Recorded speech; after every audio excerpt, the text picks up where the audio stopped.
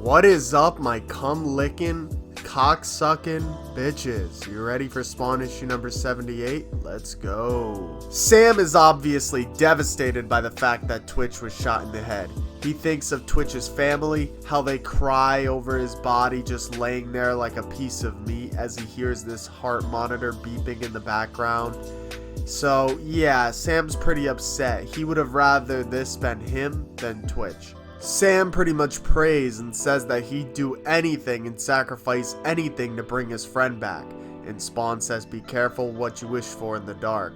Spawn questions Sam and says, did you really mean it? Would you actually sacrifice everything for Twitch? And Sam's like, yeah, I meant it. Why? Then Spawn goes up to Twitch and literally puts his finger on Twitch's head, healing all of Twitch's wounds. He says by morning Twitch will be alright. But now, you guys are mine. You are my fucking bitches. That's literally what Spawn says, pretty much. Sam then says, I know who you are, Al Simmons, and don't forget he thinks that Al Simmons went through this military program that mutated him, and that's why he looks like this. And Spawn's like, let me show you who I really am. And he unmasks himself with his fucking symbiote. It actually looks kind of cool. It reminds me of that scene of fucking Beetlejuice, where he like shows them his face and it's like, you know what I'm talking about? No, you probably don't. Anyway, so he shows them his hamburger face and Sam's like, Jesus fucking Christ. And then Spawn's like, this teaches you a lesson of life and death. Look at me.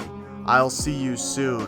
Be ready. As Sam walks across the hospital, he comes across a very nice doctor, and she's asking him about Twitch, how he feels about him. And he says he feels terrible. Then she tells him not to lose any hope and shit like that. So she's very kind to him.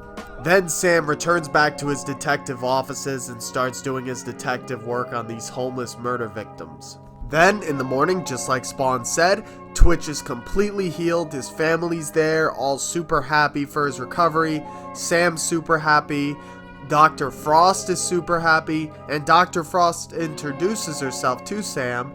And her full name is Sarah Frost. And then he says, I'm Sam Burke. So things are starting to look pretty good. Sam might finally get some ass, guys. After investigating for a while, Sam goes to another crime scene of another homeless person who has been stabbed onto a tree. Not only was he stabbed to a tree and his eyes were removed, but his genitals were shoved up into his abdomen. So yeah, there's that.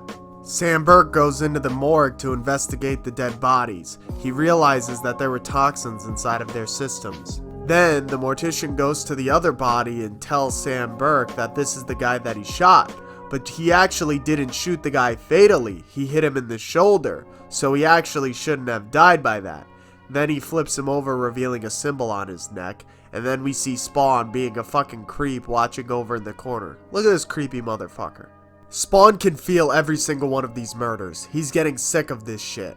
So Spawn and Cog start looking through books and shit like that to find answers. And once Spawn thinks all hope is lost, he's like, wait, this is the symbol that was on that dude's neck when I was in the morgue. Holy fuck. So he starts reading it. And what this symbol means is that the soul has exited the body and has been condemned to hell forever. So yeah, that's exactly what it is.